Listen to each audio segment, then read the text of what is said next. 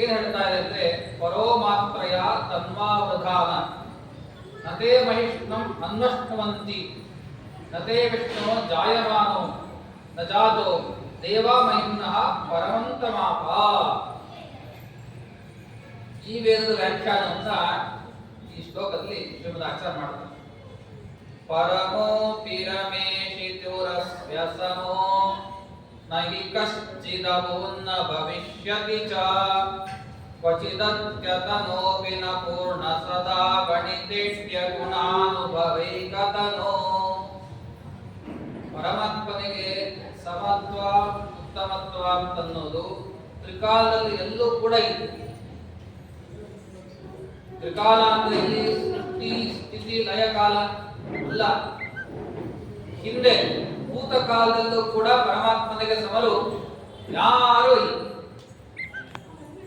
ಈಗ ಸಮಕಾಲದಲ್ಲಿ ಯಾರಾದ್ರೂ ಕೂಡ ಇದ್ದಾರೆ ಅಂದ್ರೆ ಈಗೂ ಕೂಡ ಇಲ್ಲ. ಮುಂದೇನು ಕೂಡ ಯಾರಾದ್ರೂ ದೇವರಿಗಿಂತ ಉತ್ತಮರು ಸಮರು ಬರ್ತಾರ ಅಂದ್ರೆ ಮುಂದೇನು ಬರೋದು. ಈ ಶ್ರುತಿಯ ಅರ್ಥ ಇದು ಎಂದು ನತೆ ಬಿಟ್ಟು ಜಾಯಮಾನೋ ನಜಾತಃ. ಹುಡ್ತಕ್ಕಂಥ ಅನಂತ ಜೀವರಾಶಿಗಳಲ್ಲಿ ಮುಕ್ತರಲ್ಲಿ ಯಾವುದೇ ರೀತಿಯಾಗಿ ತಗೊಂಡ್ರು ಕೂಡ ಹಿಂದೆನೂ ಕೂಡ ಯಾರು ಪರಮಾತ್ಮನಿಗೆ ಸಮ ಇದ್ದಿದ್ದಲ್ಲ, ಮುಂದೆಯೂ ಕೂಡ ಬರೋರಲ್ಲ, ಈಗಲೂ ಇಲ್ಲ. ಇಂಥ ಪರಮಾತ್ಮನ ಅಚಿಂತ್ಯದ್ಭುತವಾದ ಮಹಿಮ ನನ್ನೇ ಹೇಳಿದ್ರು. ಸೃಷ್ಟಿಯಾದ ಅಟ್ಟಕರ್ತೃತ್ವ ಅನ್ನೋದು ಎಂಥ ರೀತಿಯಾದ ಪರಮಾತ್ಮ ದೊಡ್ಡ ಮಹಿಮ. ಅಂತ ಅನಂತ ಗುಣಪರಿಪೂರ್ಣನಾಗಿರ್ತಕ್ಕಂಥ ಆ ಪರಮಾತ್ಮನಿಗೆ ಸಮರು ಉತ್ತಮರಂತೂ ಭೂತ ಭವ್ಯ ಭವಿಷ್ಯತ್ ಕಾಲ, ಭೂತ ವರ್ತಮಾನ ಭವಿಷ್ಯತ್ ಕಾಲಗಳಲ್ಲಿ ಎಂದಿಗೂ ಕೂಡ ಬರಲಿಕ್ಕೆ ಸಾಧ್ಯ ಇಲ್ಲ.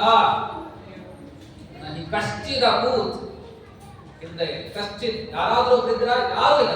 ನೈ ಕಶ್ಚಿದ ಭೂತ್ ನ ಭವಿಷ್ಯತಿ ಚ. ಭವಿಷ್ಯ ಕಾಲದ್ದು ಅನಂತ ಕಾಲದಿಂದ ಮುಂದೆ ಹೋದ್ರು ಕೂಡ ಯಾರೂ ಪರಮಾತ್ಮನಿಗೆ ಸಮನಾಗಲಿಕ್ಕೆ ಸಾಧ್ಯವೇ ಇಲ್ಲ ಅಂತ ವೇದ ಪುರುಷ ಸ್ಪಷ್ಟವಾಗಿ ಹೇಳಿದ್ದನ್ನ ಶ್ರೀಮದಾಚಾರ್ಯ ವ್ಯಾಖ್ಯಾನ ಮಾಡಿ ತೋರಿಸಿ. ಭಾಷಾ ಸ್ತೋತ್ರ ಅಂತಷ್ಟೇ ನಾವು ತಿಳ್ಕೊಂಡಿದ್ದ ಏನೋ ನೈವೇದ್ಯಕ್ಕೆ ಪಠನೆ ಮಾಡಿ ಊಟ ಮಾಡೋಣ ಅಂತಷ್ಟೇ. ಅದು ಶ್ರೀಮದಾಚಾರ್ಯರು ಎಂಥ ವೇದದ ವ್ಯಾಖ್ಯಾನವನ್ನು ಮಾಡಿದ್ದಾರೆ. ಯಾವತ್ತೂ ಸಂಶಯ ಬೇಡ. ನೆನ್ನೆ ಏನೋ ಪಾಪ ನಾವು ನಮ್ಮ ತಾತನ ಕಾಲಕ್ಕೆ ದೇವರು ಅಂತ ಇದ್ವಿ, ಈಗ ಯಾಕೆ ಅನ್ಬೇಕು? ನಮಗೆಲ್ಲ ಫೆಸಿಲಿಟಿ ಸಿಕ್ಕಿದೆ, ದೇವರಿಗಿಂತ ನಾವು ಕೂಡ ಒಂದು ಮೇಲೆ ಅಂತನ್ನೋ ಭಾವನೆ ಯಾರಿಗಾದ್ರೂ ಬರೋದಾದ್ರೆ ಶ್ರೀಮದಾಚಾರ್ಯರು ಸರ್ವಥಾ ನಿರಾಕರಣೆ ಮಾಡಿ ಎಂದು ಹೇಳಿದಂತೆ ಆ ಪರಮಾತ್ಮ ನಮ್ಮಲ್ಲಿರ್ತಕ್ಕಂಥ ಸೃಷ್ಟಿಯಲ್ಲಿ ನಮ್ಮ ದೇಹದಲ್ಲಿರ್ತಕ್ಕಂಥ ಒಂದೊಂದು ಅಂಗಗಳು, ಆ ಅಂಗಗಳನ್ನ ನಾವು ಕಸಿ ಮಾಡ್ಲಿಕ್ಕೆ ಆಗ್ತಾ ಇಲ್ಲ, ಅದಕ್ಕೆ ಚಾಲೆಂಜಿಂಗ್ ಆಗಿ ಒಂದೂ ಕೂಡ ವಸ್ತು ನಿರ್ಮಾಣ ಮಾಡ್ಲಿಕ್ಕೆ ಆಗ್ತಾ ಇಲ್ಲ ಅಂತಂದ್ರೆ ಮುಂದೆಯೂ ಕೂಡ ಪರಮಾತ್ಮನಿಗೆ ಸಮರಾಗಿರ್ತಕ್ಕಂಥ ಇಂಥ ಅಚಿಂತ್ಯಾದ್ಭುತ ಶಕ್ತಿ ಉಳಿತಕ್ಕಂಥ ಪರಮಾತ್ಮನಿಗೆ ಸಮರು ಬರ್ತಾರೆ ಅಂತ ಯಾವ ಕಾರಣ ಹೇಳಿದ್ರು? ಸರ್ವಥಾ ಸಾಧ್ಯ.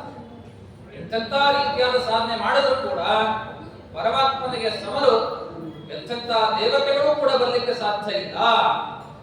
ಶ್ರೀಮದಾಚಾರ್ಯರು ಅದಕ್ಕೆ ನಖಸ್ತುತಿಯಲ್ಲಿ ಹೇಳ್ತಾರೆ, ಯಥಾ ರಸೋ ಅಷ್ಟಮ, 8ನೇ ರಸ ಇದ್ದಂಗೆ ಪರಮಾತ್ಮ.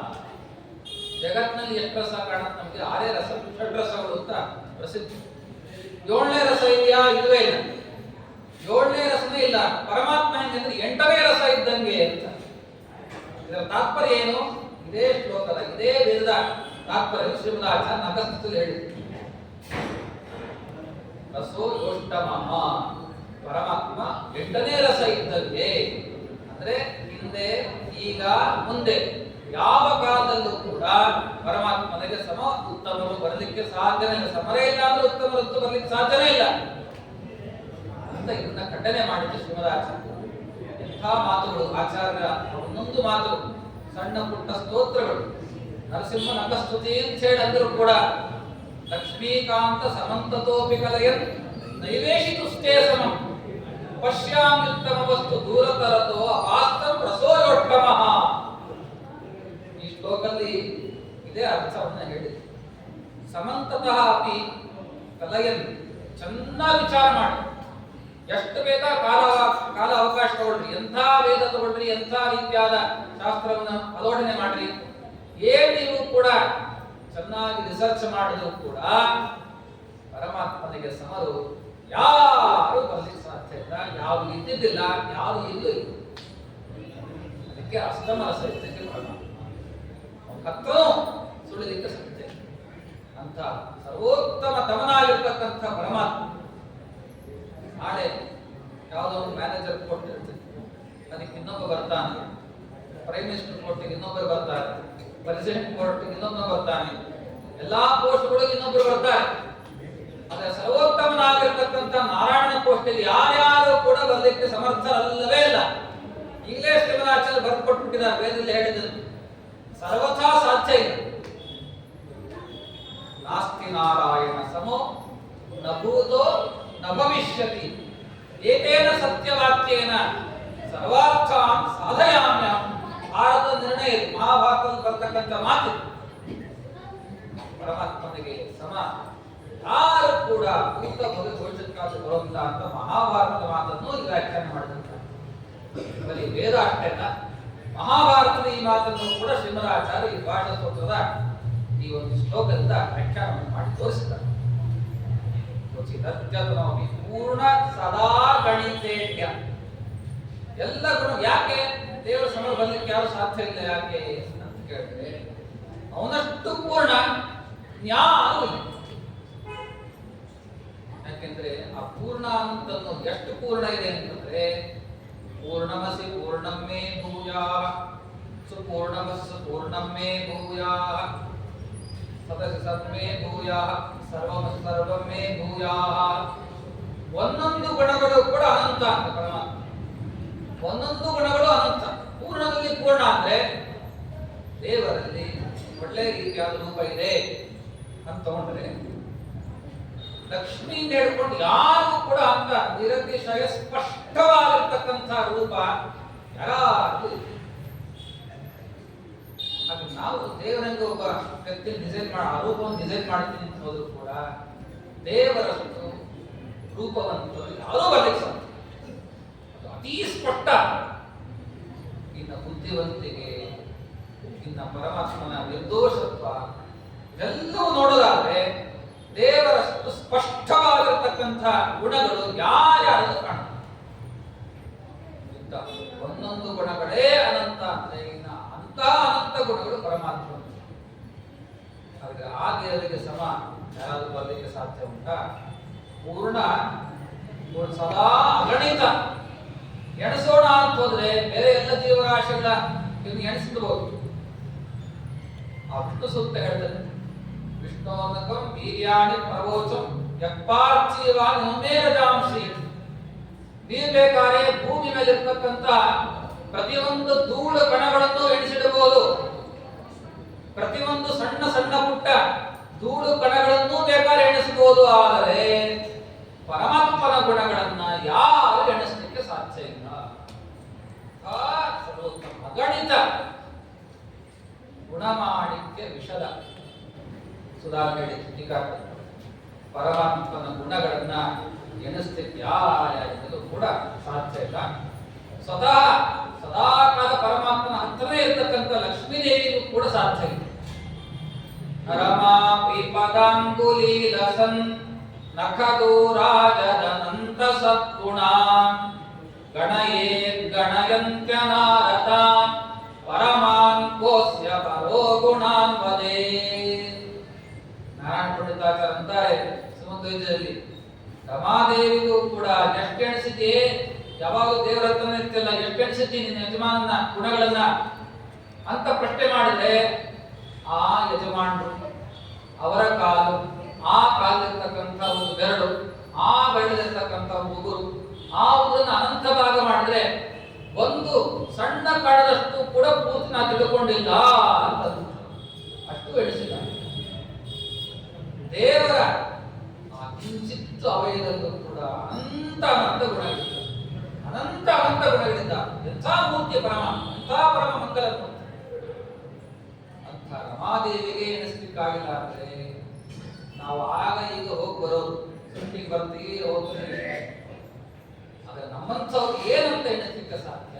ಯಾರು ಎಣಿಸ್ಲಿಕ್ಕೆ ಸಾಧ್ಯ ಅಂತ ಪ್ರಶ್ನೆ ಇಟ್ಟು, ಯಾರು ಎಣಿಸ್ಲಿಕ್ಕೆ ಸಾಧ್ಯ? ಅವರೇ ಎಣಿಸ್ಲಿಕ್ಕೆ ಆಗೋದಿಲ್ಲ ಅಂದ್ರೆ ಇನ್ ಯಾರು ಎಣಿಸ್ಲಿಕ್ಕೆ ಸಾಧ್ಯ ಹೇಳಿ? ಯಾರಿಗೂ ಕೂಡ ಸಾಧ್ಯ. ಪರಮಾತ್ಮನ ಅನಂತ ಪರಿಪೂರ್ಣತ್ವ ಅದು ಅಗಣಿತವಾಗಿದೆ. ಈಡ್ಯ ಗುಣ, ಅದಕ್ಕೆ ಎಲ್ಲರೂ ಕೂಡ ಎಂಥ ಗುಣಗಳು ಅಂದ್ರೆ ಸ್ತೋತ್ರ ಮಾಡಲ್ಪಡ್ತಕ್ಕಂಥ ಗುಣಗಳು. ಒಂದೊಂದು ಗುಣಗಳು ಕೂಡ ಅವನು ಸ್ತೋತ್ರ ಮಾಡಬಹುದು. ದೇವರ ಬಗ್ಗೆ ಎಷ್ಟು ಸ್ತೋತ್ರ ಇದ್ರೂ ಕೂಡ ಎಷ್ಟೆಷ್ಟು ಜನ ಸ್ತೋತ್ರ ಮಾಡಿದ್ದಾರೆ. ಶ್ರೀಮದಾಚಾರ್ಯ ಮಾಡಿದ್ದಾರೆ, ಟೀಕಾರಾಯ ಮಾಡಿದ್ದಾರೆ. ಎಲ್ಲ ಗುರು ಪರಂಪರೆ ನೋಡಿದ್ರೆ ಎಲ್ಲರೂ ಕೂಡ ದೇವರ ಸ್ತೋತ್ರ ಮಾಡ್ತಾರೆ.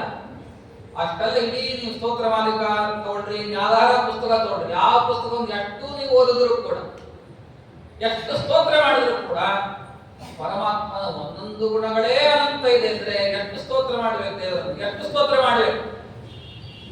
ಬಾಯಿ ಒಡಗೋಗತ್ತಷ್ಟೇ ನಾವು ದೇವರ ಗುಣಗಳನ್ನು ಕೇಳಲಿಕ್ಕೆ ಅನ್ಬಾರ್ದು.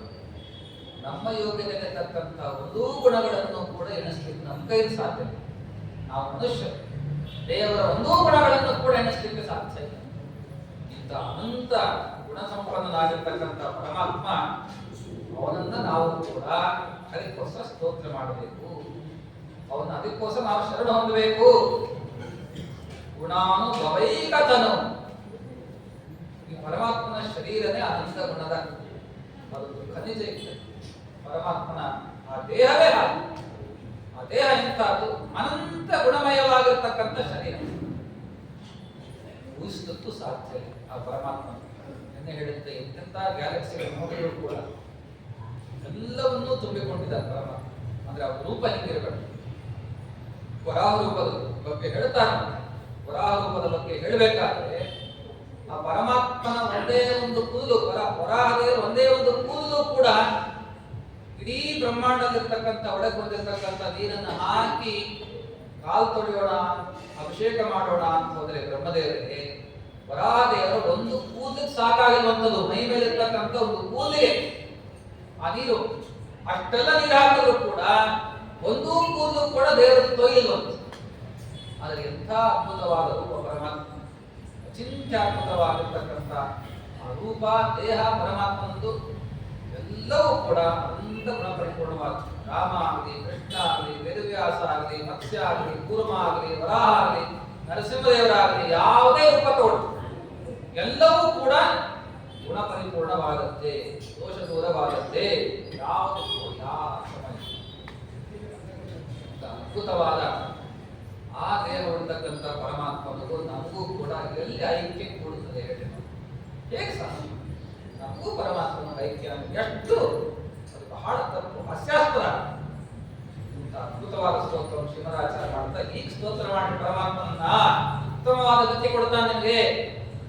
ಇತಿ ದೇವವರಸ್ಯ ಹರೇಸ್ತವನಂ ಕೃತವಾನ್ ಮುನಿರುತ್ತಮಮಾದರತಃ ಸುಖತೀರ್ಥ ಪದಾಭಿಹಿತ ಪಠತಃ ತದಿದಂ ಭವತಿ ಧ್ರುವಮುಚ್ಚ ಸುಖಂ. ಶ್ರೇಷ್ಠ ಮಟ್ಟದ ಸುಖ ನಿಮಗೆ ಬೇಕಾ? ಸಂಸಾರದಲ್ಲೂ ಸುಖ ಬೇಕಾ? ಮೋಕ್ಷದಲ್ಲೂ ನಿಜವಾದ ಸುಖ ಬೇಕಾ? ನಿಮಗೆ ಉತ್ತಮವಾದ ಸುಖ ಬೇಕು ಅಂತಂದ್ರೆ ಆ ಪರಮಾತ್ಮನ ಸ್ತೋತ್ರ. ನಾವೇನು ಸುಖತೀರ್ಥರು ಅಂತ ಹೆಸರು, ಸುಖತೀರ್ಥ ಪದಾಭಿಹಿತ. ಸುಖತೀರ್ಥ ಎಂಬತಕ್ಕಂಥ ಹೆಸರನ್ನ ಪಡೆದುಕೊಂಡಿದ್ದೀವಿ ನಾವು. ಯಾಕೆ ಅಂದ್ರೆ ನಿಮಗೆಲ್ಲ ಸುಖ ಕೊಡ್ಲಿಕ್ಕೆ, ಸುಖವನ್ನ ಪಡಿಲಿಕ್ಕೆ ಯಾವ ಶಾಸ್ತ್ರ ಬೇಕು ಅದನ್ನೇ ಮಾಡಿಕೊಟ್ಟಿರೋದು. ಬೇರೆಯವರೆಲ್ಲರೂ ಕೂಡ ದುಃಖ ಶಾಸ್ತ್ರ ಮಾಡಿಕೊಟ್ಟು ದುಃಖ ತೀರ್ಥರು ಅವರೆಲ್ಲ. ಬೇರೆ ಬೇರೆಲ್ಲ ದುಃಖವನ್ನ ಹೊಂದಲಿಕ್ಕೆ ಏನು ಉಪಾಯ ಬೇಕು ಅದನ್ನ ಮಾಡಿಕೊಟ್ಟಿರ್ತಕ್ಕಂಥ ಶಾಸ್ತ್ರ ಹಾಗೆ ಮಾಡಿಕೊಟ್ಟಿದ್ದಾರೆ ಆ ಶಾಸ್ತ್ರಗಳನ್ನು. ಅವರೆಲ್ಲ ದುಃಖ ತೀರ್ಥರು. ಅವರು ಶಾಸ್ತ್ರ ಮಾಡಿಕೊಟ್ಟಿದ ಓದೋರು ದುಃಖ ಪಡಬೇಕು, ಮಾಡಿಕೊಟ್ಟವರು ದುಃಖ ಪಡ್ತಾರೆ. ಅವರೆಲ್ಲ ದುಃಖ ತೀರ್ಥರು. ಸುಖ ತೀರ್ಥರು ಅಂದ್ರೆ ಶ್ರೀಮದಾಚಾರ್ಯ ಮಾತ್ರ. ಯಾಕೆಂದ್ರೆ ನಾವು ಅನಂತ ಸುಖರೂಪಿಯಾದ ಪರಮಾತ್ಮನ ಸಾಕ್ಷಾತ್ ಕಾಣೋರು, ಎದುರಿಗೆ ಆರಾಧನೆ ಮಾಡೋರು. ಅಂತಹ ಆ ಸುಖ ರೂಪವನ್ನ ತೆಗೆದುಕೊಡತಕ್ಕಂತಹ ಆ ಮೋಕ್ಷ ಏನಿದೆ, ಆ ಮೋಕ್ಷವನ್ನು ಕೊಡಿಸುವ ಶಾಸ್ತ್ರವನ್ನು ಕೊಟ್ಟವರಾದ ನಾವು ನಿಮಗೆ ಸುಖವಾಗಲಿ ಅಂತ ಹೇಳ್ತಾ ಇದ್ದೀವಿ. ಈ ರೀತಿಯಾದ ಗುಣಗಳನ್ನ ನಿತ್ಯ ಚಿಂತನೆ ಮಾಡಿ ಪಠತ ತದಿದಂ. ಯಾರನ್ನ ಪಠನೆ ಮಾಡ್ತೀವಿ ಈ ನಾಲ್ಕನೇ ಸ್ತೋತ್ರವನ್ನ, ತದಿದಂ ಭವತಿ ಧ್ರುವಮುಚ್ಚ ಸುಖಂ. ಧ್ರುವ ನಿಶ್ಚಯವಾಗಿ ನೂರಷ್ಟು ಹೇಳ್ತೀನಿ, ಉತ್ತಮವಾದ ಸುಖ ನಿಮ್ದಾಗ್ತದೆ. ಅಂತ ಸುಖ ನಿಮ್ದಾಗಬೇಕು, ಮೋಕ್ಷ ಮಾರ್ಗಕ್ಕೆ ನೀವು ಹೋಗ್ಬೇಕು ಅಂತ ಅಂತಂದ್ರೆ ಅವಶ್ಯವಾಗಿ ಈ 4ನೇ ಸ್ತೋತ್ರವನ್ನು ಚಿಂತನೆ ಮಾಡಿ ಅಂತ ಶ್ರೀಮದಾಚಾರ್ಯ ಕೂಡ ನಮಗೆ ತಿಳಿಸಿಕೊಡ್ತಾರೆ. ಆ ಸ್ತೋತ್ರ 4ನೇ ಸ್ತೋತ್ರವನ್ನು ಕೂಡ ಮುಕ್ತಾಯಪಡಿಸಿ 5ನೇ ಸ್ತೋತ್ರವನ್ನು ಆರಂಭಿಸ್ತಾರೆ. 5ನೇ ಸ್ತೋತ್ರದಲ್ಲಿ 12 ರೂಪದ ಚಿಂತನೆಯನ್ನು ಕೊಡ್ತಾರೆ ಶ್ರೀಮದಾಚಾರ್ಯ. ದೇವರ ಕೇಶವಾದಿ 12 ರೂಪಗಳು, ಕೇಶವಾದಿಂದ ಹಿಡ್ಕೊಂಡು ದಾಮೋದರ ತನಕ 12 ರೂಪದ ಚಿಂತನೆಯನ್ನು ಕೂಡ ಈ ಸ್ತೋತ್ರದಲ್ಲಿ ಶ್ರೀಮದಾಚಾರ್ಯ ಕೊಡ್ತಾರೆ. ಮೊದಲಿಗೆ ವಾಸುದೇವ ರೂಪದಿಂದ ಆರಂಭಿಸ್ತಾರೆ. ಯಾಕೆಂದ್ರೆ ವಾಸುದೇವ ರೂಪ ಇದು ಮೋಕ್ಷವನ್ನು ಕೊಡ್ತಕ್ಕಂಥ ರೂಪ ಇದು. ವಾಸುದೇವ ನಿಜ ಮುಕ್ತಿ ಪದ ಪ್ರದಾತ, ನಿಜವಾದ ಆನಂದವನ್ನು ಕೊಡುವ ಮೋಕ್ಷವನ್ನು ಕೊಡುವ ರೂಪ ಅಂದರೆ ವಾಸುದೇವ ರೂಪ. ಅದಕ್ಕೆ ವಾಸುದೇವ ರೂಪದಿಂದ ಈ ಒಂದು 5ನೇ ಸ್ತೋತ್ರವನ್ನು ಆರಂಭಿಸ್ತಾರೆ. ವಾಸುದೇವ ಪರಿಮೇಯ ಸುಧಾಮನ್ ಶುದ್ಧ ಸದೋದಿತ ಸುಂದರಿ ಕಾಂತ ಧರಾಧರ ಧಾರಣ ವೇಧುರ ಕರ್ತ ಸೌಧೃತಿ ಧೀದಿತಿ ವೇತೃ ವಿಧಾತ. ವಾಸುದೇವ ಅಪರಿಮೇಯ ಸುಧಾಮನ್ ಅಂತ. ಪರಿಮೇಯ ಪರಿಮೇಯ ಅಂತಂದ್ರೆ ತಿಳಿಲಿಕ್ಕೆ ಯೋಗ್ಯನಾದವ ಅಂತ. ಆದ್ರೆ ಪರಮಾತ್ಮ ಅಪರಿಮೇಯ ಅಂತ ಸ್ತೋತ್ರ. ದೇವರನ್ನು ಹಿಂದೆ ಹೇಳಿದಂತೆ ಯಾರು ಕೂಡ ತಿಳಿಲಿಕ್ಕೆ ಸಾಧ್ಯ ಇಲ್ಲ. ತಿಳಿಲಿಕ್ಕೆ ಸಾಧ್ಯ ಇಲ್ಲ ಅಂದ್ರೆ ಯಾಕೆ ತಿಳಿಲಿಕ್ಕೆ ಹೋಗ್ತೀರಾ? ಇದು ಪ್ರಶ್ನೆ. ದೇವರನ್ನು ಯಾರು ಕೂಡ ಪೂರ್ಣವಾಗಿ ತಿಳಿಲಿಕ್ಕೆ ಸಾಧ್ಯ ಇಲ್ಲ, ಯಾಕೆ ತಿಳಿಬೇಕಾಗಿದೆ? ಅಪ್ಪ, ಪೂರ್ಣವಾಗಿ ತಿಳಿಲಿಕ್ಕೆ ಸಾಧ್ಯ ಆಗಿರೋದು ಕೂಡ ನಿಮ್ಮ ಯೋಗ್ಯತೆಗೆ ಪೂರ್ಣವಾಗಿ ತಿಳಿಯಿರಿ ಅಂತ ಅರ್ಥ. ದೇವರನ್ನು ಪೂರ್ಣವಾಗಿ ತಿಳ್ಕೋಬೇಕು ಅಂದ್ರೆ ಕಡೆ ಪಕ್ಷ ನಿಮ್ಮ ಯೋಗ್ಯತೆಗೆ ಅದಕ್ಕೆ ದೃಷ್ಟಾಂತ ಕೊಡಬಹುದು. ದೊಡ್ಡದಾಗಿರ್ತಕ್ಕಂಥ ಹಂಡೆ ಇದೆ, ಅಲ್ಲಿ ನೀರು ತುಂಬಿಸಿದ್ರೆ ಪೂರ್ತಿಯಾಗಿ ಅದು ಪೂರ್ಣ ಅಂತ ವ್ಯವಹಾರ.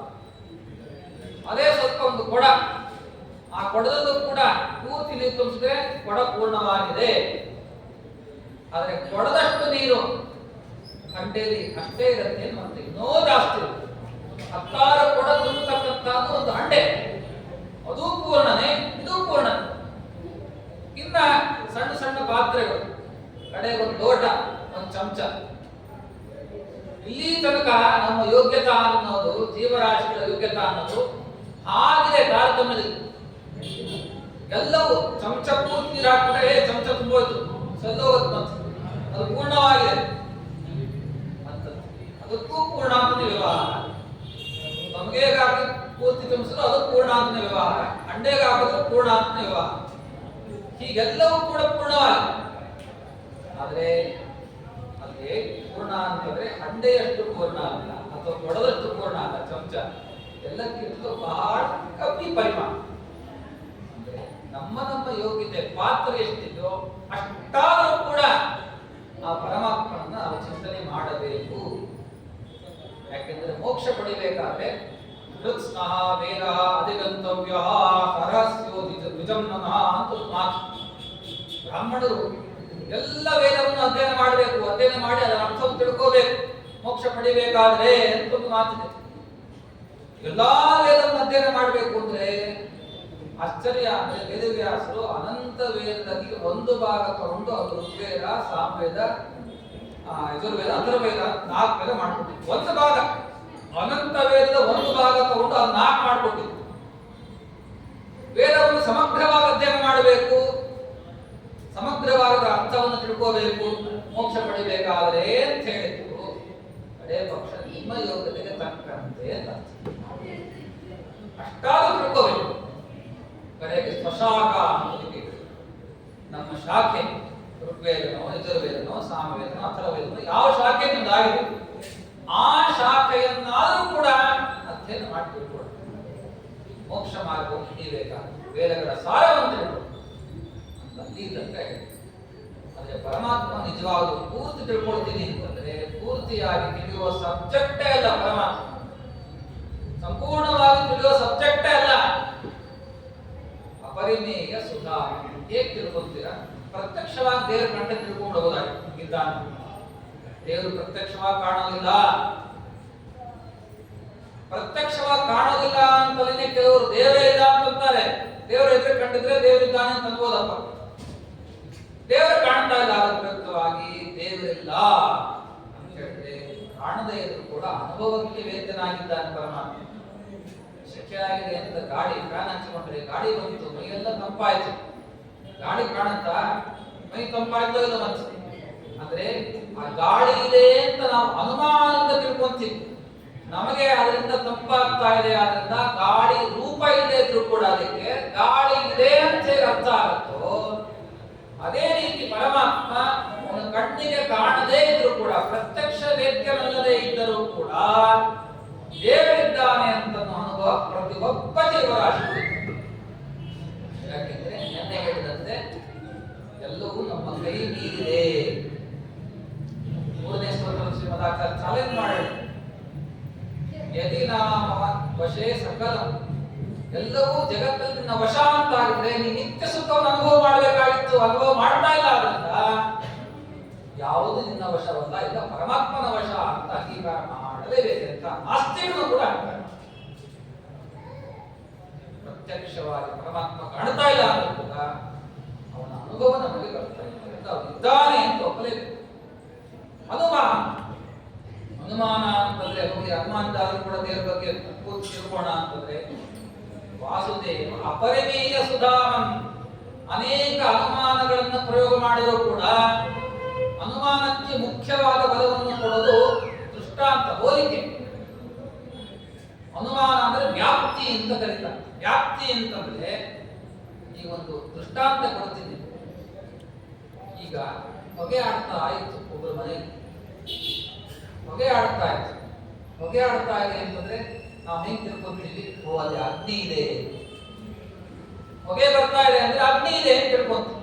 ಯಾಕೆಂದ್ರೆ ಅಗ್ನಿಗೂ ಮತ್ತೆ ಅಂದ್ರೆ ಬೆಂಕಿಗೂ ಹೊಗೆಗೂ ಅವಿನಾಭಾವ ಸಂಬಂಧ. ಎಲ್ಲೆಲ್ಲಿ ಹೊಗೆ ಆಡ್ತಾ ಇರುತ್ತೋ ಅಲ್ಲಿ ಬೆಂಕಿ ಇದೆ ಅಂತ ನಮಗೆ ಆ ಸಹಚರ್ಯ ನಿಯಮ ಅಂತ ಹೇಳೋದಕ್ಕೆ ವ್ಯಾಪ್ತಿ ಅಂತ. ಯತ್ರ ಯತ್ರ ಬನ್ನಿ ತತ್ರ ತತ್ರ ಧೂಮ, ಎಲ್ಲೆಲ್ಲಿ ಬೆಂಕಿ ಇರುತ್ತೋ ಅಲ್ಲಲ್ಲಿ ಹೊಗೆ ಇರುತ್ತದೆ, ಅದು ಸಹಚರ್ಯ ನಿಯಮ. ಪರಮಾತ್ಮನ ಬಗ್ಗೆ ಹೇಳೋಣ ಅಂದ್ರೆ ದೇವರ ಬಗ್ಗೆ ಸಹಚರ್ಯ. ದೇವರಲ್ಲಿ ಇನ್ನೊಂದು ವಸ್ತು ಇದೆಯಾ ಹೋಲಿಕೆ ಕೊಡ್ಲಿಕ್ಕೆ? ಚಂದ್ರನಂತೆ ಸೂರ್ಯನಂತೆ ಏನ್ ಕೊಡೋಣ? ದೇವರ ಬಗ್ಗೆ ನಾವು ಸಹಚರ್ಯ ನಿಯಮ, ದೇವರಂಗೆ ಇರ್ತಕ್ಕಂಥ ಮತ್ತೊಂದು ವಸ್ತು ಇದ್ರೆ ಅವನಂತ ಇವನು ಅಂತ ಅನುಮಾನ ಮಾಡಿ ಇವನು ಇದ್ದಾನೆ ಅಂತ ಬಿಡ್ಬೋದು. ದೇವರಂತೆ ಮತ್ತೊಂದು ವಸ್ತು ಇಲ್ಲವೇ ಇಲ್ಲ ಜಗತ್ತಿನಲ್ಲಿ. ಇಷ್ಟೊತ್ತು ಹೇಳಿದ್ದಾರೆ ಅಂತ ದೇವರಂತೆ ಮತ್ತೊಂದು ವಸ್ತು ಇಲ್ಲ ಅಂದ್ರೆ ಏನ್ ಅನುಮಾನ ಮಾಡಿ ನಾವು ಏನನ್ನು ಸಾಧನೆ ಮಾಡ್ಲಿಕ್ಕೆ ಸಾಧ್ಯ? ದೇವರನ್ನು ನಾವು ಪೂರ್ಣವಾಗಿ ತಿಳ್ಕೊಳ್ಳಿಕ್ಕೆ ಸಾಧ್ಯ ಉಂಟೆ? ತರ್ಕದಿಂದಲೂ ಕೂಡ ಪರಮಾತ್ಮ ತಿಳ್ಕೊಳ್ಳಿಕ್ಕೆ ಸಾಧ್ಯ ಇಲ್ಲ. ನೈ ತರ್ಕೇಣ ಮತಿ ರಾಪನೇಯ, ಅದಕ್ಕೋಸ್ಕರ ತರ್ಕದಿಂದ ಜಾಸ್ತಿ ತಲೆ ಹಿಡಿಲಿಕ್ಕೆ ಹೋಗ್ಬೇಡಿ. ದೇವರನ್ನ ಒಂದೊಂದು ಸರ್ತಿ ವಿಪರೀತವಾಗಿ ತಪ್ಪು ತಿಳುವಳಿಕೆ ಆಗಿರ್ತದೆ. ಕೆಲವು ಸರ್ತಿ ಯಾವುದು ಶುಷ್ಕ ತರ್ಕವನ್ನು ಮಾಡಿ ಸುಮ್ಮನೆ ಬಾಯಿ ಬಂದಂಗೆ ಮಾತಾಡಿದೆ ದೇವರ ಬಗ್ಗೆ, ನಾವು ವಿಪರೀತ ತಿಳುವಳಿಕೆ ಆಗುತ್ತೆ. ಅದರಿಂದ ಅನುಮಾನಗಳಿಂದಲೂ ಕೂಡ ವಾಸುದೇವ ಪರಿಮೇಯ ಅಪರಿಮೇಯ ಸುಧಾಮನ್, ಪ್ರತ್ಯಕ್ಷದಿಂದ ತಿಳ್ಕೊಳ್ಳಿಕ್ಕೆ ಸಾಧ್ಯ ಆಗಿಲ್ಲ, ಅನುಮಾನದಲ್ಲೂ ಕೂಡ ಆಗಲ್ಲ. ಇನ್ನು ಆಗಮಗಳು ಅಂತ ನೋಡಿದ್ರೆ, ಆಗಮ ಅಂದ್ರೆ ವೇದಶಾಸ್ತ್ರಗಳು. ವೇದಶಾಸ್ತ್ರದಲ್ಲೂ ಕೂಡ ಪರಮಾತ್ಮ ತಿಳ್ಕೊಳ್ಳಿಕ್ಕೆ ಅಂತ ಹೋದ್ರೆ ಅದು ಆಗಮಗಳು ಸರಿಯಾಗಿದ್ರೆ ಮಾತ್ರ ತಿಳ್ಕೊಳ್ಳಿ. ಅಂದ್ರೆ ವೇದಗಳ ಅಪೌರುಷಯ ಅಂತ ಹೇಳಿ ನಾವು ಸಾಧನೆ ಮಾಡಿಕೊಂಡು, ಅದು ಶುದ್ಧವಾದದ್ದು ಅಂತ ನಾವು ಸಾಧನೆ ಮಾಡಿಕೊಂಡು, ಆ ವೇದದಲ್ಲಿರ್ತಕ್ಕಂಥ ಮಂತ್ರಗಳ ಅರ್ಥವನ್ನು ಸರಿಯಾಗಿ ತಿಳಿದಾಗ ಮಾತ್ರ ದೇವರ ಒಂದೆರಡು ಗುಣಗಳು ತಿಳಿದೀತೋ ಏನೋ ಅದು ಪೂರ್ಣವಾಗಿ ಏತಾವಾನಸ್ಯ ಮಹಿಮಾ ತಥೋ ಜಾಯಾರ್ಥ. ಇಷ್ಟೇ ಪರಮಾತ್ಮನ ಗುಣಗಳು, ತಿಳ್ಕೋಬೇಡ್ರಿ ಬಹಳ ಅನಂತ ಇದ್ದಾವೆ ಅಂತ ವೇದನೆ ಹೇಳ್ತಾರೆ. ಹಾಗಿದ್ರೆ ಪೂರ್ಣವಾಗಿ ಪರಮಾತ್ಮನನ್ನ ಪ್ರತ್ಯಕ್ಷ ಆಗಲಿ, ಅನುಮಾನ ಆಗಲಿ, ಆಗಮ ಆಗಲಿ ಮೂರೂ ಪ್ರಮಾಣಗಳು ಕೂಡ ತಿಳಿಸ್ಲಿಕ್ಕೆ ಸಾಧ್ಯ ಇಲ್ಲ. ಆದ್ದರಿಂದ ಶ್ರೀಮದಾಚಾರ್ಯರು ದೇವರನ್ನು ಹೇಳ್ತಾ ಇದ್ದಾರೆ, ವಾಸುದೇವ ಅಪರಿಮೇಯ ಸುಧಾಮನ್. ಅಪರಿಮೇಯ ಅಂದ್ರೆ ಯಾವುದೇ ಪ್ರಮಾಣಗಳಿಗೆ ನಿಲುಕದೇ ಇರತಕ್ಕಂಥ ವ್ಯಕ್ತಿ, ಅಥವಾ ಅಪ್ರಮೇಯ ಅಂತ ಹೇಳಿದ್ದೆ.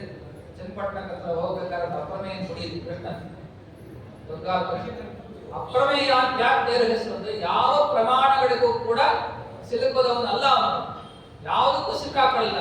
ಯಾವುದಕ್ಕೂ ಪರಮಾತ್ಮ ನಾವು ಪಡ್ಕೊಳ್ಳಿಕ್ಕೆ ಸಾಧ್ಯ. ಪ್ರತ್ಯಕ್ಷ ಅನುಮಾನ ಆಗಮಗಳು ಕೂಡ ಪೂರ್ಣವಾಗಿ ಪರಮಾತ್ಮ ತಿಳಿಸಲಿಕ್ಕೆ ಸಾಧ್ಯ ಇಲ್ಲ. ಆದರೆ ಆಗಮಗಳು ಒಂದು ಸರಿಯಾದ ಮಾರ್ಗದಲ್ಲಿ ವಿಚಾರ ಮಾಡಿದಾಗ ನಮ್ಗೆ ಎಷ್ಟು ಬೇಕೋ ಮೋಕ್ಷಕ್ಕೆ ಎಷ್ಟು ಬೇಕೋ ಅಷ್ಟು ಜ್ಞಾನ ತಂದು. ಅದಕ್ಕೆ ಶ್ರೀಮದಾಚಾರ್ಯ ತತ್ವ ನಿರ್ಣಯದಲ್ಲಿ ಮಂಗಳಾಚರಣೆ ಹೇಳಿದ್ರು, ಸದಾಗಮೈಕ ವಿಜ್ಞೇಯ. ಪರಮಾತ್ಮ ಒಳ್ಳೆ ಆಗಮ. ಒಳ್ಳೆ ಆಗಮ ಅಂತಂದ್ರೆ ಬ್ರಹ್ಮತರ್ಕಕ್ಕೆ ಸರಿಯಾಗಿ ಇರ್ತಕ್ಕಂಥ ಆಗಮ, ಯುಕ್ತಿಗೆ ವಿರುದ್ಧವಲ್ಲದೆ ಇರತಕ್ಕಂಥ ಆಗಮ.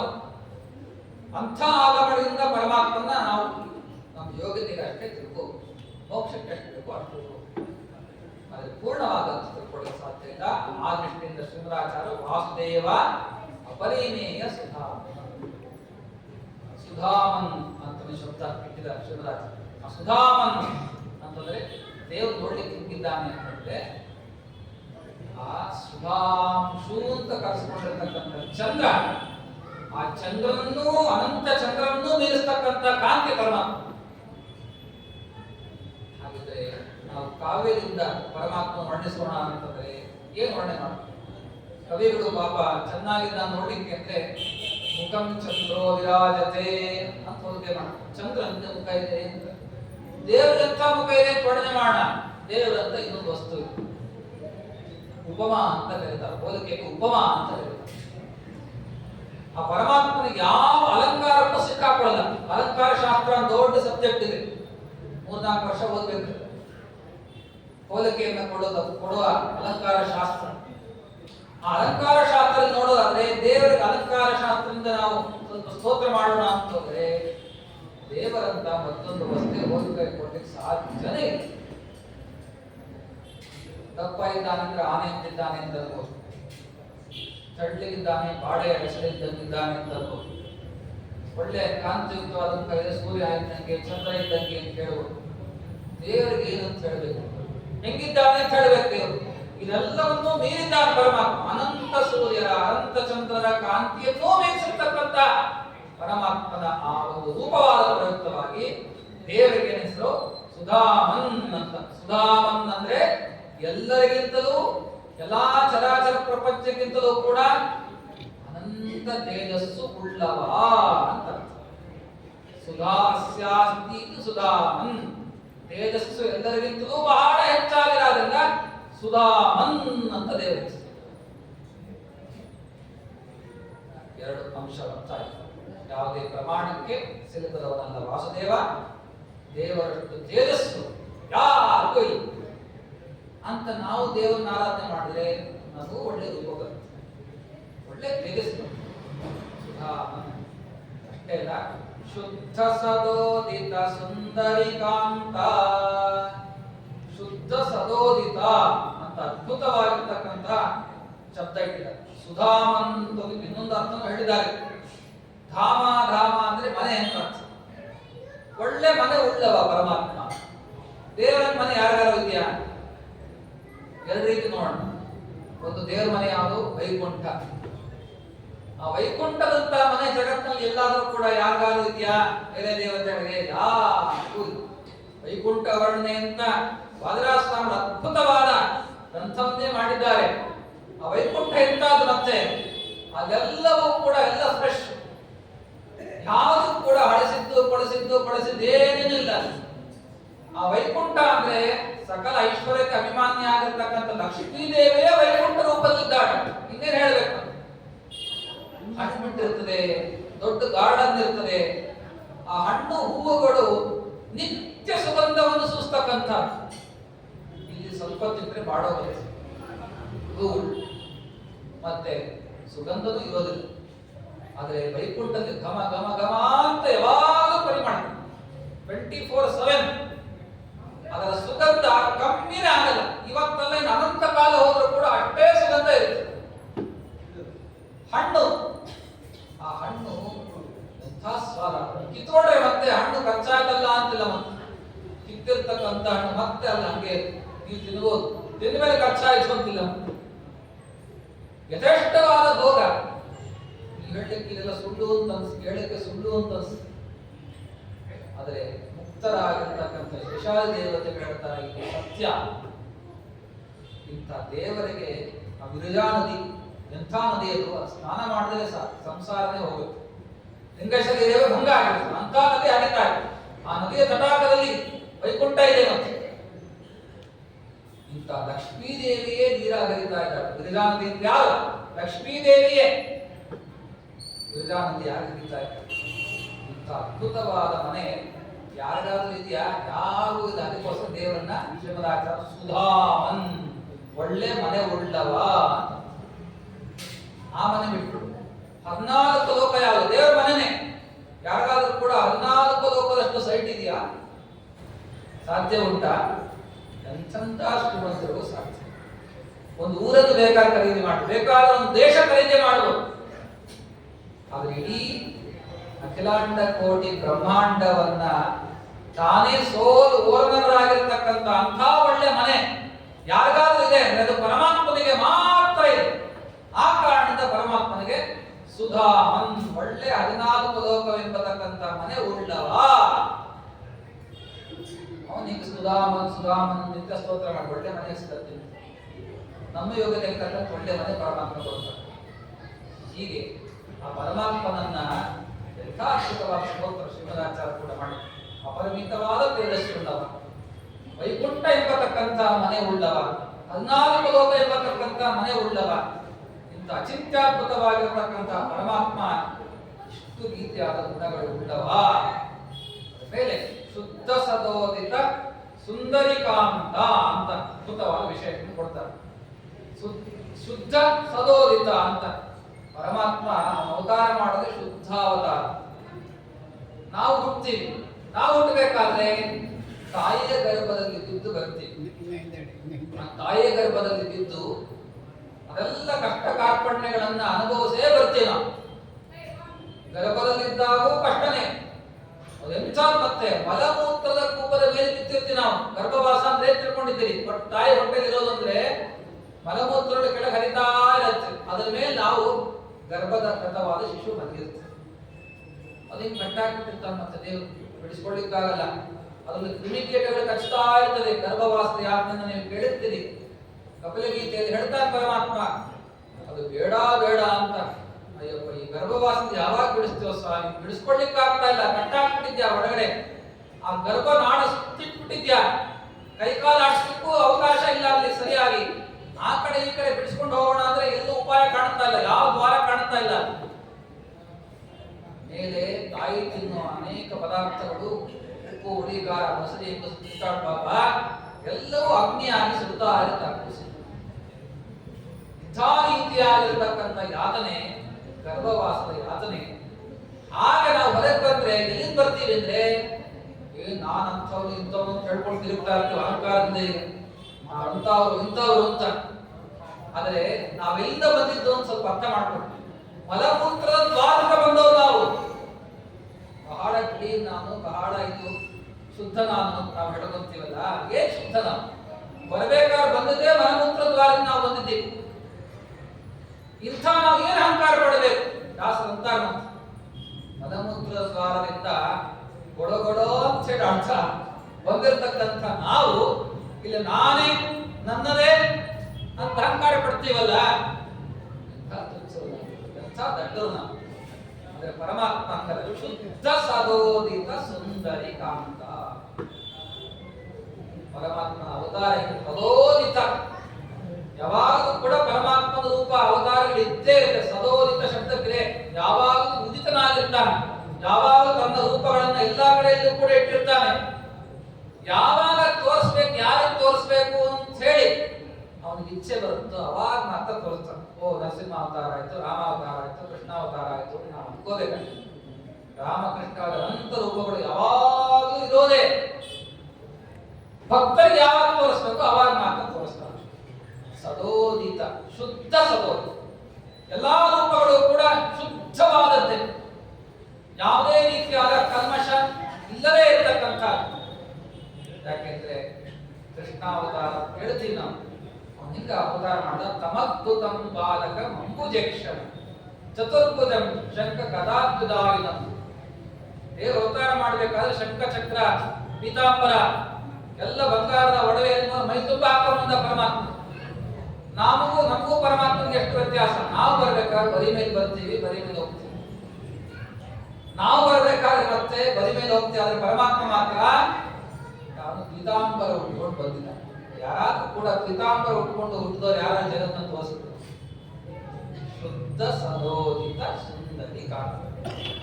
ದೇವರ ಅವತಾರನೇ ಇಂಥ ಅಲಕ್ಷಣವಾದ ಪೀತಾಂಬರವನ್ನು ಉಟ್ಟುಕೊಂಡು ಅವತಾರ ಮಾಡುದು. ಶಂಖಚಕ್ರ ಆಯುಧಗಳನ್ನು ಹಿಡ್ಕೊಂಡಿದ್ದ ಪರಮಾತ್ಮ ಅಂದ್ರೆ ಗೊತ್ತಾಗತ್ತೆ ಗರ್ಭವಾಸದ ದುಃಖ ಪರಮಾತ್ಮನಿಗಿಲ್ಲ.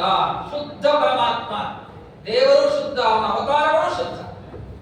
ಒಂದು ವೇಳೆ ಗರ್ಭದಲ್ಲಿ ಶಂಖಚಕ್ರ ಹಿಡ್ಕೊಂಡಿರ್ತಕ್ಕಂಥ ವ್ಯಕ್ತಿ ಗರ್ಭದ ಒಳಗೆ ಶಿಶುವಾಗಿದ್ರೆ ಏನಾಗ್ತಾ ಇತ್ತು? ಆ ದೇವಕಿಯ ಕಥೆ ಏನಾಗ್ತಾ ಇತ್ತು? ಹರಿವಂಶದ ಒಂದು ಸಂವಾದ ಬರುತ್ತೆ ಪರಮಾತ್ಮನಿಗೂ ದೇವಕಿಗೂ. ದೇವಕಿ ನಿಮ್ ಗರ್ಭದಲ್ಲಿ ನಾ ಬರ್ತಾ ಇದ್ದೀನಿ ಅಂತ ಕೃಷ್ಣ ಅಂತಾನೆ. ದೇವ್ರು ಅಂದ್ಕೊಳ್ಳೆ ನಿನ್ನನ್ನು ಹೊತ್ಕೊಳ್ಳಿಕ್ಕೆ ನನ್ನ ಕೈಲಿ ಸಾಧ್ಯ ಉಂಟೆ ಕೃಷ್ಣ? ಬೇಡ ಬೇಡ ಅಂತ ಅವಳು. ದೇವ್ರು ಬೇಡ ಬೇಡ, ಯಾಕೆಂದ್ರೆ ನೀನು ಶಂಖಚಕ್ರ ಹಿಡ್ಕೊಂಡ್ ಬರೋ ಸುಮ್ಮನೆ ಬರಲ್ಲ. ನೀನು ಶಂಖಚಕ್ರ ಹಿಡ್ಕೊಂಡ್ ಬರ್ತೀಯ, ಚುಚ್ಚಿಬಿಟ್ಟು ನಾನೇ ಕಷ್ಟಾರ್ಪಣೆ ಆಗ್ಬಿಡ್ತೀನಿ ಅಷ್ಟೇ ಮನುಷ್ಯ. ಅದಕ್ಕೋಸ್ಕರ ನೀನು ಹೊತ್ಕೊಳ್ಳಿಕ್ಕೆ ಸಾಮರ್ಥ್ಯ ಇಲ್ಲ. ಒಂದು. ಎರಡನೇದು 14 ಲೋಕವನ್ನೇ ಹೊಂದಿದ್ಯಂತೆ ಕೂರ್ಮ ರೂಪದಿಂದ. ಅಂತ ದೊಡ್ಡ ಭಾರ ಎಲ್ಲ ಹೊತ್ಕೊಳ್ಳಿ ನಾನು. ಕೆಲವರು ಬಸರಿ ಆಗಲಿಕ್ಕೆ ಬೇಡ ಅಂತಾರೆ, ಯಾಕೆಂದ್ರೆ ಭಾರ, ಕೆಲಸ ಮಾಡ್ಲಿಕ್ಕಾಗಲ್ಲ, ಮುಂದೆ ಹೋಗ್ಲಿಕ್ಕಾಗಲ್ಲ, ಇಲ್ಲಿ ಕೂಡ್ಲಿಕ್ಕಾಗಲ್ಲ, ಏನ್ ಮಾಡ್ಲಿಕ್ಕಾಗಲ್ಲ, ಯಾಕೆಂದ್ರೆ ಭಾರ ಹೊತ್ಕೋಬೇಕಲ್ಲ. ಆದ್ರೆ ದೇವಕಿ ನಿಜವಾಗಲೂ ಕೂಡ ಕೃಷ್ಣ ಪರಮಾತ್ಮನ ಗರ್ಭದಲ್ಲಿ ಹೊತ್ತಿದ್ರೆ ಒಂದು ವೇಳೆ 14 ಲೋಕವನ್ನು ಹೊತ್ತಿರ್ತಕ್ಕಂಥ ಪರಮಾತ್ಮನ ಈ ಸಣ್ಣ ಬಸರಿ ಹೆಂಗ್ ಹೊತ್ತಬೇಕು? ಮತ್ತೆ ಹೊಲಿಕ್ಕೆ ಯಾರಿಗಾದ್ರೂ ಸಾಮರ್ಥ್ಯ ಉಂಟಾ? ಜಗತ್ತೆಲ್ಲ ಬ್ರಹ್ಮಾಂಡವನ್ನ 2 ಕಾಲಷ್ಟು, ಸಾಸಿವೆ ಕಾಲಷ್ಟು ಶೇಷ ಹೊತ್ತಿದ್ದ. ಆ ಶೇಷವನ್ನ ವಾಯುದೇವರು ಹೊತ್ತಿದ್ದಾರೆ. ವಾಯುದೇವರನ್ನ ಪರಮಾತ್ಮ ಪೂರ್ವ ರೂಪದಲ್ಲಿ ಹೊತ್ತಿದ್ದಾನೆ. ಪರಮಾತ್ಮ ಯಾವುದು ಹೊತ್ತಿಲ್ಲ, ತನ್ನಂತಾನೆ ಅಷ್ಟೇ. ಅಂಥ ಪರಮಾತ್ಮನನ್ನ ಎಲ್ಲರಿಗೂ ಆಶ್ರಯ ಕೊಟ್ಟಿರ್ತಕ್ಕಂಥ ಪರಮಾತ್ಮನನ್ನ ದೇವರಿಗೆ ನಾ ಹೊಟ್ಟೆಯಲ್ಲಿ ಹೆಂಗಿಟ್ಟುಕೊಳ್ಳಿ ಅಂತ ಕೇಳಿದ್ರೆ ಹೆಂಗ್ ಬರ್ತೀನಿ ನೀನು? ಹೆಂಗಿಟ್ಕೊಳ್ಳಿ? ಅಲ್ವೇ ನೀನು ಪಾಪ ತಪಸ್ ಮಾಡಿದ್ದಿ ಅಂತ 3ನೇ ಅವತಾರ ಬಂದು ನಿಮ್ಮಲ್ಲಿ 3 ಸರ್ತಿ ಬರ್ತೀನಿ ಅಂತಂದ್ರೆ 3ನೇ ಸರ್ತಿ ಬರ್ತೀನಿ ಅಂತ ವರ ಕೊಟ್ಟಿದ್ರೆ ಹೊತ್ಕೊಳ್ಳುತ್ತಾ ಇರಲಿಲ್ಲ ಅಂತೀರ. ಮತ್ತೆ ಏನ್ ಹೇಳ್ಬೇಕು ಅಂತ ಕೃಷ್ಣ ಅಂದ. ಏನು ವಿಚಾರ ಮಾಡಬೇಡಮ್ಮ, ನಿಮ್ಗೆ ಹಗೂರವಾಗಿ ಬರ್ತೀನಿ ನಾನು ಅಂತ. ಶುದ್ಧ ಸದೋದಿತ ಸುಂದರಿ ಕಾಂತ. ದೇವರು ನಿಜವಾಗ್ಲೂ ಕೂಡ ಗರ್ಭವಾಸದ ಕೈದಿ ಆಗಿದೆ. ಯಾರಾದ್ರೂ ನಿರ್ಣಯ ಮಾಡ್ತೀರಾ ಗರ್ಭವಾಸದಲ್ಲಿದ್ದ ಪರಮಾತ್ಮ ಅಂತ? ಸರ್ವಥಾ ಸಾಧ್ಯ. ಪರಮಾತ್ಮ ತಾನು ಕೂಡ ಶುದ್ಧವಾಗಿ ಇರುವವ. ನಮ್ಮಂತಹ ದೇಹ ಪರಮಾತ್ಮನದು. ನಮ್ದು ಹೆಂಗ್ ಬರ್ತೀವಿ ನಾವು? ಪಂಚಭೌತದ ಶರೀರ, ಪಂಚಭೌತಿಕವಾದ ಶರೀರ ಇಟ್ಕೊಂಡು ಬರ್ತೀವಿ. ಆ ಶರೀರದ ಒಳಗೆ ಬರೀ ಹೊಲಸೆ ಹೋಗಿ ಗರ್ಭವಾಸಕ್ಕೆ ಬರಬೇಕಾದ್ರೂ ಮಲಮೂತ್ರದಾನ ಅದಾಯ್ತು. ಇನ್ನು ಈ ಶರೀರ ಒಳಗೆ ಏನಿದೆ? ಮತ್ತೆ ಬರೀ ಹೊಲಸೆ ಇದೆ. ಮಲಮೂತ್ರಗಳ ಒಳಗೆ ಇದ್ದೇ ಇದ್ದಾವೆ ಸದಾಕಾಲ. ಅನೇಕ ರೀತಿಯಾಗಿರ್ತಕ್ಕಂಥ ದ್ರವಗಳು ಸುರೀತಾ ಇರ್ತವೆ. 9 ದ್ವಾರನ ನಿರಂತರವಾಗಿ ಹೊರಗೋಗ್ತಾ ಇರುತ್ತೆ. ಆ ಮಲಗಳನ್ನ ಹೊರಗಾಕ್ಲಿಕ್ಕೆ ಅಂತ 9 ದ್ವಾರ ಪರಮಾತ್ಮ ಇಟ್ಟಿದ್ದು. ಅದಕ್ಕೋಸ್ಕರ ಎಲ್ಲ ವೇಸ್ಟ್ ಹೋಗ್ಲಿ ಹೊರಗೆ ಅಂತ. ವೇಸ್ಟ್ ಹೋಗ್ಲಿಕ್ಕೆ 9 ದ್ವಾರ ಇದೆ. ಅದಕ್ಕೆ ಎಷ್ಟು ವೇಸ್ಟ್ ಇರಬೇಡ ಇದೆ, ಬರೀ ವೇಸ್ಟ್ ಫೆಲೋಸ್ ನಾವೆಲ್ಲ. ಇಂಥ ರೀತಿಯಾಗಿ ಬರೀ ವೇಸ್ಟ್ ಅನ್ನೇ ಇಟ್ಕೊಂಡಿರ್ತಕ್ಕಂಥ ವ್ಯಕ್ತಿಗಳು ನಾವು. ಅದಕ್ಕೆ 9 ದ್ವಾರ ನಿರಂತರವಾಗಿ ಮಲಮೂತ್ರಗಳು, ಕೀವು ಮತ್ತೆ ಜೊಲ್ಲು ಇದೆಲ್ಲ ಹೊರಗೆ ಬರ್ತಾನೆ ಇರುತ್ತೆ. ಇಂಥ ಪವಿತ್ರತಮರಾಗಿರ್ತಕ್ಕಂಥ ನಾವೆಲ್ಲಿ ಶುದ್ಧ ಸದೋದಿತ ಸುಂದರಿ ಕಾಂತನಾದ, ಶುದ್ಧ ಸ್ವರೂಪನಾದ, ಯಾವುದೇ ಅವತಾರ ಮಾಡಿದರೂ ಕೂಡ ಶುದ್ಧನಾಗಿರ್ತಕ್ಕಂಥ ಆ ಪರಮಾತ್ಮ ಇಲ್ಲಿ. ಆ ಪರಮಾತ್ಮನ್ನು ಶುದ್ಧ ಅಂತ ಸ್ತೋತ್ರ ಮಾಡಿ ಅವಾಗ ನಿಮ್ಮ ಮಡಿ ಅಂತ ಯಸ್ಮರೇ ಪುಂಡರೀಕಾಕ್ಷಂ ಸಭಾಹ್ಯಾಭ್ಯಂತರ ಶುಚಿ. ಯಾರು ಪುಂಡರೀಕಾಕ್ಷ ನಾರಾಯಣ ಕೃಷ್ಣ ಸ್ಮರಣೆ ಮಾಡ್ತಿರೋ ಸದಾಕಾಲ ಶುದ್ಧರಾಗೇ. ನಮಗೆ ಶುದ್ಧಿ ಅಂದ್ರೆ ಏನೋ ಚೆನ್ನಾಗಿ ಪಾಪ ಶಾಂಪೂ ಹಾಕೊಂಡು ಇನ್ನೇನೋ ಹಾಕೊಂಡು 28 ಪದಾರ್ಥ ಉಪಯೋಗಿಸ್ಕೊಂಡ್ರೆ ಶುದ್ಧಿ ಆಗ್ತೀವಿ ನಮ್ಮ ಭಾವನೆ. ಆದ್ರೆ ಎಲ್ಲಕ್ಕಿಂತಲೂ ಮಿಗಿಲಾಗಿ ಶುದ್ಧ ಪ್ರಮಾಣ ಪರಮಾತ್ಮನ್ನ ಸ್ವಲ್ಪ ಮನಸ್ಸಿಗೆ ಹಚ್ಕೊಂಡ್ಬಿಟ್ರೆ ನಮ್ಮ ಮನಸ್ಸು ಮೊದಲಾದ ಇಡೀ ಅಂತಕ್ಕಂಥ ಶುದ್ಧವಾಗುತ್ತೆ. ಅದರಿಂದ ಇಂಥ ಪರಮಾತ್ಮ ಸದಾಕಾಲ ಶುದ್ಧ. ವಾಸುದೇವ ಪರಮೇಯ ಸುಧಾಮ ಶುದ್ಧ ಸದೋದಿತ ಸುಂದರಿ ಕಾಂತ. ಅದಕ್ಕೋಸ್ಕರ ಶಿವರಾಜ ಸ್ತೋತ್ರವನ್ನು ಮಾಡ್ತಾರೆ. ಸುಂದರಿ ಕಾಂತ.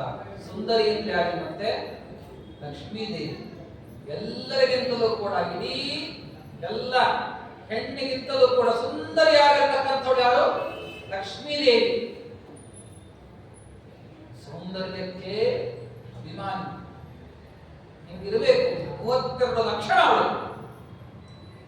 ಅಂಥ ಲಕ್ಷ್ಮೀದೇವಿಯನ್ನು ಕೂಡ ನಾಚಿ ನೀರಾಗಿಸಿರತಕ್ಕಂಥ ಪರಮಾತ್ಮನ ರೂಪ ಇದು ಸುಂದರಿ ಕಾಂತ. ಕಾಂತ ಶಬ್ದಕ್ಕೆ ರಮಣ ಸ್ವಾಮಿ.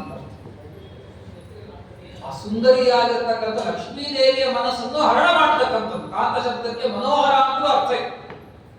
ಲಕ್ಷ್ಮೀದೇವಿಯ ಮನಸ್ಸನ್ನು ಕೂಡ ಹರಣ ಮಾಡಿದನು. ಲಕ್ಷ್ಮೀದೇವಿ ದೃಷ್ಟಿ ನಮ್ಮಲ್ಲಿ ಬೀಳಬೇಕು ಅಂದ್ರೂ ಬಹಳ ಕಷ್ಟ ಇದೆ. ಬೀಳಿ ಬೀಳಿ ಅಂತ ಬ್ರಹ್ಮದೇವರು ನಿತ್ಯ ಲಕ್ಷ್ಮೀದೇವಿ ಹಿಂದೆನೆ ಓಡ್ತಾ ಇರ್ತಾರಂತೆ. ಲಕ್ಷ್ಮೀದೇವಿ ಎಂತಾಳೆ, ನನ್ನ ಹಿಂದೆ ಬೇಕಾದಷ್ಟು ಜನ ಬರ್ತಾ ಇರ್ತಾರೆ. ಬ್ರಹ್ಮದೇವರು ಋತುಗಣಸ್ಥಿಂದ ಬರ್ತಾ ಇರ್ತಾರೆ. ಯಾಕೆಂದ್ರೆ ಯಾವ ಲಕ್ಷ್ಮೀದೇವಿ ಒಂದ್ಸತಿ ತಿರುಗಿ ನಾನು ನೋಡ್ಲಿ ಅಂತ ಯಾವ ದೇವರನ್ನೇ ನೋಡ್ತಾ ಇರ್ತಾನೆ. ಏನ್ ದೇವರಲ್ಲಿ ಅಂತ ವಿಶೇಷಣ ಅಂತ ಕೇಳಿದ್ರೆ, ದೇವರು ಕಾಂತ, ಮನೋಹರತಮನಾಗಿರ್ತಕ್ಕಂಥ, ಎಲ್ಲರಿಗಿಂತಲೂ ಮನೋಹರ. ದೇವರು ನೋಡ್ತಾ ಇದ್ರೆ ಬೇರೆ ಕಡೆ ನೋಡ್ಲಿಕ್ಕೂ ಮನಸ್ಸಿಲ್ಲ ಲಕ್ಷ್ಮೀದೇವಿಗೆ. ಜಗತ್ತಿಗೆ ಏಕೈಕ ಸುಂದರಿಯಾಗಿರ್ತಕ್ಕಂಥ ಲಕ್ಷ್ಮೀದೇವಿಯೇ ಇಷ್ಟು ಆಕರ್ಷಣೆಯನ್ನು ನೋಡ್ತಾ ಇದ್ದಾಳೆ ಅಂದ್ರೆ ಆ ಪರಮಾತ್ಮನ ರೂಪ ಇನ್ನೆಷ್ಟು ಆಕರ್ಷಣೀಯವಾಗಿರಬೇಡ. ಅಂತ ಸುಂದರಿ ಕಾಂತ ಹೇ ಲಕ್ಷ್ಮೀದೇವಿ ನಮ್ಮನ್ನೆಲ್ಲ ನೋಡ್ಲಿ ಅಂತ. ಯಸ್ಯಾ ಕಟಾಕ್ಷ ಮಾತ್ರೇಣ ಬ್ರಹ್ಮ ರುದ್ರೇಂದ್ರ ಪೂರ್ವಕಾಹ ಸುರಾಹ ಸ್ವೀಯ ಪದಾನ್ಯಾಪುಹು ಸಾ ಲಕ್ಷ್ಮೀ ಮೇ ಪ್ರಸೀದತು ಅಂತ ವಾದಿರಾಜನಾಮ ಸ್ತೋತ್ರ ಮಾಡ್ತಾರೆ. ಯಾವ ಬ್ರಹ್ಮದೇವತೆಗಳು ಕೂಡ ನಿನ್ನ ಕಣ್ಣೋಟ ನಮ್ಮ ಮೇಲೆ ಬೀಳಮ್ಮ ಅಂತ ದಿವಸ ಕೊಡ್ತಾ ಇರ್ತಾರೆ. ಲಕ್ಷ್ಮೀದೇವಿ ಎಲ್ಲೆಲ್ಲಿ ಹೋಗ್ತಾಳೋ ಅಲ್ಲಿ ಕೊಡ್ತಾ ಇರ್ತಾರಂತ. ಒಂದ್ ಸರ್ತಿ ಕಣ್ಣೋಟದಿಂದ ಈಗ ನೋಡಿದ್ರೆ ಋತುಗಣಸ್ಥರಿಗೆ ಬ್ರಹ್ಮ ಪದವಿ ಸಿಕ್ಬಿಡ್ತು, ರುದ್ರದೇವರಿಗೆ ಶೇಷ ಪದವಿ, ಇಂದ್ರನಿಗೆ ಇಂದ್ರ ಪದವಿ. ಇದೆಲ್ಲ ರೀತಿಯಾದ ಪದವಿಗಳು ಸಿಗೋದು ಯಾವ್ದ್ರಿಂದ ದೇವತೆಗಳಿಗೆ ಅಂದ್ರೆ ಲಕ್ಷ್ಮಿಯ ಕಡೆಗಣ್ಣಿನ ನೋಟದಿಂದ. ಯಾಕಷ್ಟು ಅವಳ ಕಣ್ಣಿಗೆ, ಅವಳ ನೋಟಕ್ಕೆ ಇಷ್ಟು ಮಹತ್ವ ಅಂದ್ರೆ ಆ ಕಣ್ಣು ಬೇರೆ ಯಾವುದನ್ನು ನೋಡಲ್ಲ, ಸದಾ ದೇವರನ್ನೇ ನೋಡ್ತಾ ಇದ್ರೆ ಆ ಕಣ್ಣಿಗೆ ಅಷ್ಟು ಶಕ್ತಿ ಬಂದಿದೆ ಅಂತ. ಯಾವಾಗ ದೇವರನ್ನ ನೋಡ್ತಾ ಇದ್ರೆ ಏನ್ ಶಕ್ತಿ ಬರುತ್ತೆ ನಮ್ಮ ಕಣ್ಣಿಗೆ ಅಂದ್ರೆ, ನಾವು ದೇವರನ್ನೇ ಚಿಂತನೆ ಮಾಡ್ತಾ ಇದ್ರೆ, ದೇವರನ್ನೇ ನೋಡ್ತಾ ಇದ್ರೆ ಆ ಕಣ್ಣು ಬೇರೆಯೊಬ್ಬರು ನೋಡಿದ್ರೆ ಅವ್ರಿಗೂ ಅನುಗ್ರಹ ಅಂತದ್ದು. ಶ್ರೀಮದಾಚಾರ್ಯರು ಸಮುದ್ರದಲ್ಲಿ ನಾವು ಹೇಳ್ತೀವಿ, ಎಲ್ಲೆಲ್ಲ ಹೋದ್ರು ಕೂಡ ನಮ್ಮ ನೋಡ್ಲಿ ನೋಡ್ಲಿ ಅಂತ ಮೇಲಿಂದ ಮೇಲೆ ಜನ ಸೇರ್ತಾ ಇದ್ದಾರೆ. ಆಚಾರ್ಯ ಕಣ್ಣು ದೃಷ್ಟಿ ಬಿದ್ರೆ ಸಾಕು ಅಂತದ್ದು. ಅವರ ದೃಷ್ಟಿಗೆ ನಾವು ಬಡಬಡಬೇಕು. ಯಾಕೆಂದ್ರೆ ಸುಂದರಿ ಕಾಂತ ಪರಮಾತ್ಮ ಸುಂದರಿ ಅಂತ ಅನ್ಸ್ಕೊಂಡಿರ್ತಕ್ಕಂಥ ಲಕ್ಷ್ಮೀದೇವಿ ಎಲ್ಲರಿಗೂ ಪದವಿಯನ್ನ ಕೊಡ್ತಕ್ಕಂಥ ಯಂ ಕಾಮಯೇ ತಂತ ಮುದ್ರಂ ಕೃಣೋಮಿ ತಂ ಬ್ರಹ್ಮಾಣಂ ತಂ ಋಷಿಂ ತಂ ಸುಮೇಧ ಅಂತ ವೇದದ ಮೂಲಕ ಹೇಳ್ತಾರೆ. ಯಾರನ್ನ ಏನನ್ನ ಬೇಕಾದ್ರೆ ಮಾಡುವ ಸಾಮರ್ಥ್ಯ ನಲ್ಲಿದೆ, ಯಾರಿಗೆ ಏನ್ ಬೇಕು ಎಲ್ಲವನ್ನು ಕೊಡುವ ಸಾಮರ್ಥ್ಯ ನಲ್ಲಿದೆ. ಆ ಸಾಮರ್ಥ್ಯ ಬಂದಿದ್ದು ಸದಾಕಾಲ ದೇವರನ್ನೇ ನೋಡ್ತಾ ಇರೋದ್ರಿಂದ, ಸದಾಕಾಲ ದೇವರ ಗುಣಗಳನ್ನೇ ಚಿಂತನೆ ಮಾಡ್ತಾ ಇರೋದ್ರಿಂದ. ಏನ್ ಪಾಠ ಹೇಳ್ತಾರೆ? ಸುಂದರಿ ಕಾಂತ ಅಂತ ಶಬ್ದ ಇಟ್ಟು ಆಚಾರ್ಯ ಏನ್ ಹೇಳ್ತಾ ಇದ್ದಾರೆ ಇಲ್ಲಿ? ಯಾವಾಗ ದೇವರ ಬಗ್ಗೆ ಆಲೋಚನೆ ಮಾಡಿದ್ರೆ ನಿಮ್ಗೆ ಇದೆಲ್ಲ ಸಾಮರ್ಥ್ಯ ಬರುತ್ತೆ ಅಂತ, ನಿಮ್ಮ ಯೋಗ್ಯತೆಗೆ ತಕ್ಕಂತೆ ಬರುತ್ತೆ. ಲಕ್ಷ್ಮೀದೇವಿ ಬರಬೇಕು ಅಂತ ತಾತ್ಪರ್ಯ, ನಮ್ಮ ಯೋಗ್ಯತೆಗೆ ತಕ್ಕಂತೆ ನಮಗೂ ಇಂಥ ಸಾಮರ್ಥ್ಯ ಬರ್ತದೆ. ಅಂಥ ರೀತಿಯಾಗಿರ್ತಕ್ಕಂತಹ ಆ ಸುಂದರಿ ಕಾಂತನಾದ ಪರಮಾತ್ಮ ತಾನು ಕೂಡ ವಾಸುದೇವ ಅಪರಿಮೇಯ ಸುಧಾಮ ಶುದ್ಧ ಸದೋದಿತ ಸುಂದರಿ ಕಾಂತ ಇಷ್ಟೆಲ್ಲ ವಿಶೇಷಣಗಳನ್ನು ಸ್ತೋತ್ರ ಮಾಡ್ತಾ ಮುಂದೆ ಅನೇಕ ಧರಾಧರ ಧಾರಣ ವೇದುರ ದತ್ತ ಅಂತ ಸ್ತೋತ್ರ ಮಾಡ್ತಾರೆ. ಇಡೀ ಪ್ರಪಂಚವನ್ನೇ ಹೊತ್ತವ ಪರಮಾತ್ಮ, ಅಖಿಲಾಂಡ ಕೋಟಿ ಬ್ರಹ್ಮಾಂಡವನ್ನೇ ಹೊತ್ತವ ಪರಮಾತ್ಮ. ಜಗತ್ತನ್ನು ಹೊತ್ತಿರತಕ್ಕಂತಹ ಶೇಷದೇವರನ್ನೂ ಹೊತ್ತವ, ವಾಯುದೇವರನ್ನೂ ಹೊತ್ತವ ಪರಮಾತ್ಮ ನಮ್ಮೆಲ್ಲರಿಗೂ ಆಶ್ರಯ ಅಂತ ತಿಳ್ಕೊಳ್ಳಿ. ನಮ್ಮೆಲ್ಲರಿಗೂ ಆಶ್ರಯ ಯಾರು? ಪರಮಾತ್ಮನೊಬ್ಬನೇ ಆಶ್ರಯ, ಮುಖ್ಯ ಆಶ್ರಯ ಅವನೇ. ದೇವರು ಧರಾಧರ ಅಂತ ಕರೀತಾರೆ. ಅಂತ ಪರಮಾತ್ಮ ಯಾರನ್ನು ಹೊಂದಿದ್ದಾನೆ, ಯಾಕೆ ಅವನಿಗೆ ಧರಾಧರ ಅಂತ ಕರೀತಾರೆ ಎಲ್ಲವೂ ಕೂಡ ವಿಮರ್ಶೆ ಮಾಡ್ತಾರೆ. ಮತ್ತೆ ನಾಳೆ ಸಿಗೋಣ ಅಂತ ಶ್ರೀಕೃಷ್ಣಾರ್ಪಣಮಸ್ತು.